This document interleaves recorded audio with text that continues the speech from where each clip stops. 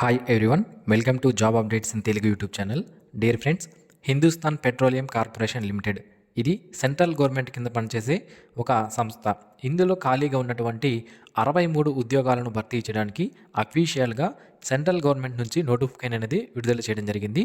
ఈ జాబ్కి కనుక మనం సెలెక్ట్ అయితే నెలకి 45,000కు పైగా శాలరీ అనేది రావడం జరుగుతుంది. ఇవన్నీ కూడా పర్మనెంట్ సెంట్రల్ గవర్నమెంట్ ఉద్యోగాలు, కాంట్రాక్ట్ కానీ అవుట్సోర్సింగ్ ఉద్యోగాలు కాదు, ఇవి పర్మనెంట్ గవర్నమెంట్ ఉద్యోగాలు. మరి ఈ నోటిఫికేషన్ సంబంధించినటువంటి పూర్తి వివరాలు అంటే క్వాలిఫికేషన్ ఏముండాలి, ఏజ్ ఎంత ఉండాలి, సెలక్షన్ ప్రొసీజర్ ఏ విధంగా ఉంటుంది, ఈ విధంగా అన్ని వివరాలు నేను మీకు క్లియర్గా ఈ వీడియోలో ఎక్స్ప్లెయిన్ చేస్తాను. వీడియో చివరి వరకు చూడండి, మీకు పూర్తి డీటెయిల్స్ అర్థమవడం జరుగుతుంది. అప్పుడు మీరు అప్లై చేసుకోవాలా వద్దా అనేది కూడా మీకు అర్థమవడం జరుగుతుంది అనమాట. ఇందులో కొన్ని టర్మ్స్ అండ్ కండిషన్స్ అనేవి ఉంటాయండి. మనము ఎవ్రీ మంత్ స్టార్టింగ్లో కొంత అమౌంట్ కూడా పే చేయాలి మన శాలరీలో నుంచి, దాన్ని తిరిగి మనకి ఇస్తారు. సో అలాంటి వివరాలు కొన్ని ఉంటాయి, కొన్ని ఇన్ఫర్మేషన్ నేను మీకు అన్నీ కూడా అందిస్తాను. ఇంపార్టెంట్ పాయింట్స్ అన్నీ కూడా నోటిఫికేషన్ సంబంధించి తెలియజేస్తాను. సో ఇంతవరకు ఎవరైతే మన ఛానల్కు సబ్స్క్రైబ్ చేసుకోలేదో ఇలాంటి డైలీ జాబ్ అప్డేట్స్ మిస్ అవ్వకుండా పొందడానికి ఇప్పుడే మన ఛానల్కు సబ్స్క్రైబ్ చేసుకోండి. మై డియర్ ఫ్రెండ్స్, మనలో ప్రతి ఒక్కరికి different type of qualifications, different type of skills అనేవి ఉంటాయి. అయితే మన స్కిల్కి మరియు క్వాలిఫికేషన్కి తగ్గట్టుగా జాబ్స్ అనేవి దొరక్క మనం చాలా ఇబ్బంది పడుతుంటాం. అయితే మిస్టర్ విజయ్ .in అనే వెబ్సైట్ వాళ్ళు ఏం చేస్తున్నారంటే, ఇక్కడ వీరి వెబ్సైట్లో ఆల్రెడీ కంపెనీస్ ఏవైతే ఉంటాయో వాళ్ళు, కాంట్రాక్టర్లు, అలాగే బిజినెస్ మ్యాన్లు, షాప్ ఓనర్సు, ఇలా ప్రతి ఒక్కరూ కూడా ఇందులో ఎంప్లాయర్గా వారి యొక్క లాగిన్ అనేది క్రియేట్ చేసుకొని జాబ్స్ అనేవి ఇస్తుంటారు. అయితే మనం ఏం చేయాలి అంటే, నిరుద్యోగులు ఈ వెబ్సైట్లో క్యాండిడేట్ లాగిన్లో మనము రిజిస్ట్రేషన్ అనేది చేసుకుని మన ప్రొఫైల్ని కానీ క్రియేట్ చేసుకుంటే ఈ విధంగా మన యొక్క స్కిల్స్ మరియు క్వాలిఫికేషన్స్ తగ్గట్టుగా ఏవైనా జాబ్స్ అనేవి వచ్చినప్పుడు ఆ ఎంప్లాయర్లే మనల్ని పిక్ చేసుకొని డైరెక్ట్గా మనకి కాల్ చేసి మనకి జాబ్స్ అనేవి ప్రొవైడ్ చేయడం అనేది జరుగుతుందన్నమాట. అయితే ఈ వెబ్సైట్ లింక్ని వీడియో కింద డిస్క్రిప్షన్లో ప్రొవైడ్ చేశాను, ఒకసారి చెక్ చేయండి. డియర్ ఫ్రెండ్స్, ఇది మనకి హెచ్పిసిఎల్ నుంచి అఫీషియల్గా విడుదలైనటువంటి నోటిఫికేషన్. సో ఇందులో మనం చూసుకున్నట్లయితే మనకి ఆన్లైన్ అప్లికేషన్స్ అనేవి 26 మార్చ్ 2025 నుంచి స్టార్ట్ అవ్వడం జరుగుతుంది. అండ్ అప్లై చేసుకోవడానికి లాస్ట్ డేట్ వచ్చి 30 ఏప్రిల్ 2025 లోపు అప్లికేషన్స్ అనేవి చేసుకోవాల్సి ఉంటుందన్నమాట. ఇక్కడ మనకి ఏం పోస్టులు ఉంటాయి అంటే జూనియర్ ఎగ్జిక్యూటివ్ అనే వేకెన్సీస్ ఉన్నాయి. సో ఇందులో మళ్ళీ డిసిప్లైన్ వైజ్గా అంటే మనకి మెకానికల్ అని, ఎలక్ట్రికల్ అని, instrumentation, chemical, fire and safety, ఈ విధంగా వేకెన్సీస్ని స్ట్రీమ్స్ వైజ్గా డివైడ్ చేయడం జరిగింది. ఇందులో జూనియర్ ఎగ్జిక్యూటివ్ మెకానికల్ సంబంధించి ఈ 11 వేకెన్సీస్ ఉన్నాయి. అలాగే జూనియర్ ఎగ్జిక్యూటివ్ ఎలక్ట్రికల్ సంబంధించి 17 వేకెన్సీస్ ఉన్నాయి. జూనియర్ ఎగ్జిక్యూటివ్ ఇన్స్ట్రుమెంటేషన్ సంబంధించి 6 ఉన్నాయి. Junior executive chemical 1 and junior executive fire and సేఫ్టీకి సంబంధించి 28 వేకెన్సీస్ ఉన్నాయి. అన్ని రకాల పోస్టులకి కూడా ఇక్కడ మనకి 5 స్ట్రీమ్స్లో వేకెన్సీస్ అనేవి ఇచ్చారు కదా, fire and safety, chemical, instrumentation, electrical and mechanical. ఈ జాబ్స్కి సంబంధించి అన్ని పోస్టులకి కూడా ఏజ్ అనేది 25 ఇయర్స్ ఆఫ్ ఏజ్ అనేది మ్యాక్సిమం ఏజ్ ఇవ్వడం జరిగింది. ఇది అన్రిజర్వ్డ్కి సంబంధించినటువంటి ఏజ్. ఎవరైతే ఎస్సీ ఎస్టీ క్యాండిడేట్స్ ఉన్నారో వీళ్ళు 30 సంవత్సరాల వరకు ఉన్నటువంటి అభ్యర్థులు అప్లై చేసుకోవచ్చు. అలాగే ఓబీసీ క్యాండిడేట్స్ అయితే 28 సంవత్సరాల వరకు ఉన్నటువంటి అభ్యర్థులు అప్లై చేసుకోవచ్చు. అయితే పోస్ట్ రిజర్వేషన్ చేయబడి ఉంటే మాత్రమే మనకి ఈ ఏజ్కి సంబంధించినటువంటి చూసుకోవాల్సి ఉంటుందన్నమాట. ఏజ్ రిలాక్సేషన్ అనేది వర్తించడం జరుగుతుంది. ఇక ఎక్స్పీరియన్స్ విషయానికి వస్తే ఎటువంటి ఎక్స్పీరియన్స్ మనకి అవసరం లేదు. ఓకే, సో 0 ఎక్స్పీరియన్స్ మనం అప్లై చేసుకోవచ్చు. ఈ జూనియర్ ఎగ్జిక్యూటివ్ మెకానికల్కి మీరు అప్లై చేయాలనుకుంటే 3 years full time regular diploma అనేది మెకానికల్ ఇంజనీరింగ్ నుంచి చేసి ఉండాలి.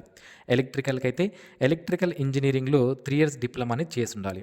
అలాగే ఇన్స్ట్రుమెంటేషన్ అయితే డిప్లొమా ఇన్ ఇన్స్ట్రుమెంటేషన్ ఇంజనీరింగ్ చేసిన వాళ్ళు, అలాగే కెమికల్ అయితే డిప్లొమా ఇన్ కెమికల్ ఇంజనీరింగ్ చేసిన వాళ్ళు, and junior executive fire and సేఫ్టీకి అయితే ఎనీ సైన్స్ స్ట్రీమ్ గ్రాడ్యుయేషన్తో పాటుగా diploma in fire and safety నుంచి ఎవరైతే సర్టిఫికేట్ అనేది ఉంటుందో డిప్లొమా సర్టిఫికేట్, వాళ్ళు దీనికి అప్లై చేసుకునే అవకాశం అయితే ఉంటుంది.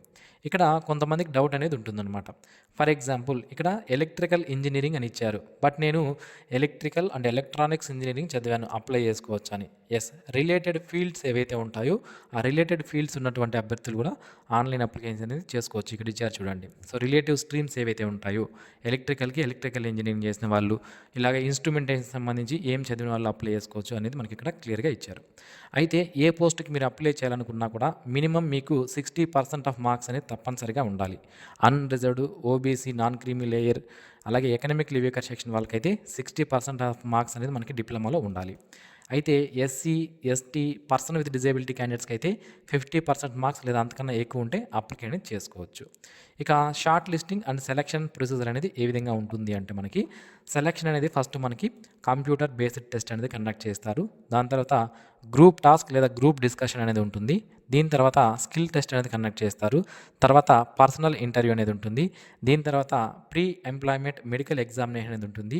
దీని తర్వాత ఫిజికల్ ఫిట్నెస్ ఎఫిషియన్సీ టెస్ట్ అనేది కండక్ట్ చేస్తారు. ఈ విధంగా మొత్తం ఇన్ని రకాలుగా మనకి సెలక్షన్ అనేది ఉంటుంది. ఒక్కొక్క దానికి సంబంధించిన వివరాలు చూద్దాం. కంప్యూటర్ బేస్డ్ టెస్ట్ అనేది మనకి ఇందులో 2 పార్ట్స్ అనేవి ఉంటాయి. మొదటిది జనరల్ యాప్టిట్యూడ్ పార్ట్ అనేది ఉంటుంది. ఇందులో సిలబస్ మనకి English language, quantitative aptitude test, అలాగే intellectual potential test, logical reasoning and data interpretation సంబంధించినటువంటి పేపర్ అనేది ఇందులో ఉంటుంది. ఇక టెక్నికల్ నాలెడ్జ్ అనేది ఇంకొక పేపర్ అనేది ఉంటుందన్నమాట. సో ఈ టెక్నికల్ అండ్ ప్రొఫెషనల్ నాలెడ్జ్ అంటే మనం డిప్లొమా ఏదైతే చేసామో దానికి సంబంధించినటువంటి క్వశ్చన్స్ అనేది ఇక్కడ మనకి టెక్నికల్ అండ్ ప్రొఫెషనల్ నాలెడ్జ్ నుండి రావడం జరుగుతుంది. సో ఇప్పుడు ఎవరైతే ఇందులో క్వాలిఫై అవుతారో వాళ్ళని గ్రూప్ టాస్క్ లేదా గ్రూప్ డిస్కషన్కి, స్కిల్ టెస్ట్కి మరియు పర్సనల్ ఇంటర్వ్యూకి పిలవడం జరుగుతుందన్నమాట. ఓకే, సో దీని తర్వాత మనకి pre employment medical examination and physical fitness efficiency test అనేది కండక్ట్ చేస్తారు. సో ఇక్కడ ఈ ఫిజికల్ ఫిట్నెస్ టెస్ట్ అనేది ఉంది కదండి, ఇందులో మనం క్వాలిఫై అయిపోతే సరిపోతుంది. అందులో మార్క్స్ అనేది స్కోర్ చేయాల్సిన అవసరం అనేది లేదన్నమాట. అది మనం గమనించాలి. ఇక శాలరీ విషయానికి వస్తే ప్రయాణం ఒక క్యాండిడేట్ పైన 10,58,000 రూపాయలు ఖర్చు చేయడం జరుగుతుంది సిటీసీ. సో నియర్లీ 45,000 వరకు శాలరీ అనేది రావడం జరుగుతుంది అనమాట. ఇక్కడ ఇందులో మనకి DNS allowance, retirement benefits, cafeteria allowance, ఇతర అలవెన్సెస్ ఏవైతే ఉంటాయో అవన్నీ కూడా మనకి రావడం జరుగుతుంది. మనకి ఇక్కడ మెన్షన్ చేశారు. ప్రీ ఎంప్లాయ్మెంట్ మెడికల్ ఎగ్జామినేషన్ సంబంధించి ఇక్కడ కొన్ని డీటెయిల్స్ అనేది ఇచ్చారు. ఇది మనకి సెలక్షన్ అంతా కంప్లీట్ అయిన తర్వాత కండక్ట్ చేస్తారనమాట. ఇక ప్లేస్మెంట్ అండ్ పోస్టింగ్ ఎక్కడ ఇస్తారు అంటే మనకి హెచ్పిసిఎల్ అనే సంస్థ దేశవ్యాప్తంగా ఉంది. సో ఇండియా వ్యాప్తంగా మనకి ఇది ఉండడం జరిగింది.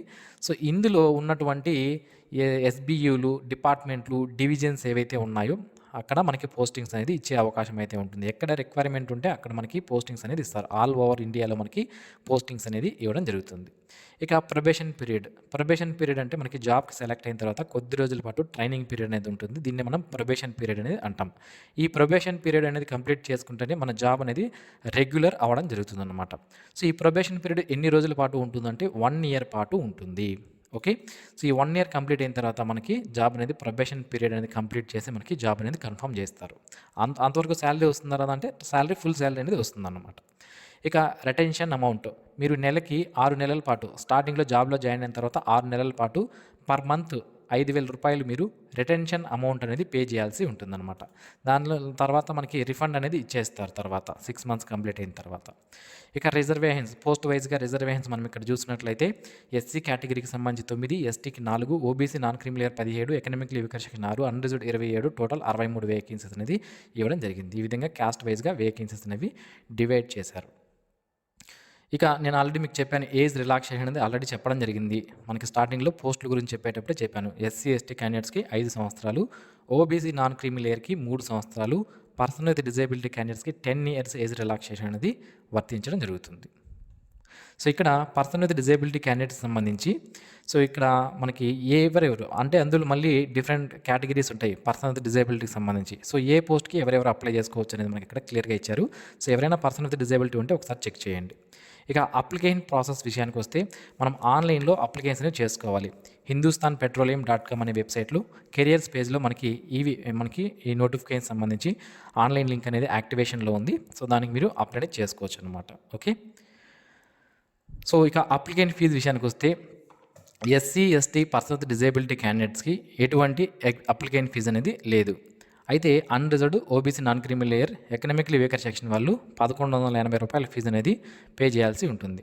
సో ఈ విధంగా మనకి ఫీజు అనేది ఇచ్చారు. ఇక అప్లై చేసుకోవడానికి లాస్ట్ డేట్ వచ్చి 30 ఏప్రిల్ లోపు మనము ఆన్లైన్లో అప్లై చేసుకోవాల్సి ఉంటుంది.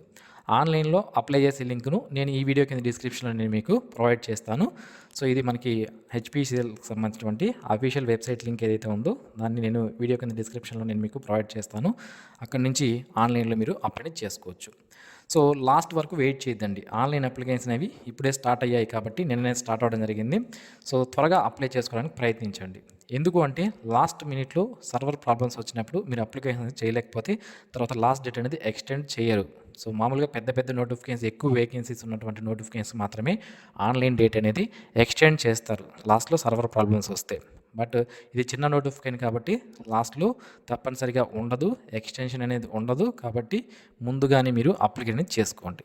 ఓకే. ఇది ఫ్రెండ్స్ ఈ నోటిఫికేషన్ సంబంధించిన వివరాలు. ఈ వీడియో మీకు నచ్చినట్లయితే లైక్ చేయండి. మీ ఫ్రెండ్స్‌కి షేర్ చేయండి. Thanks for watching this video. Have a nice day friends.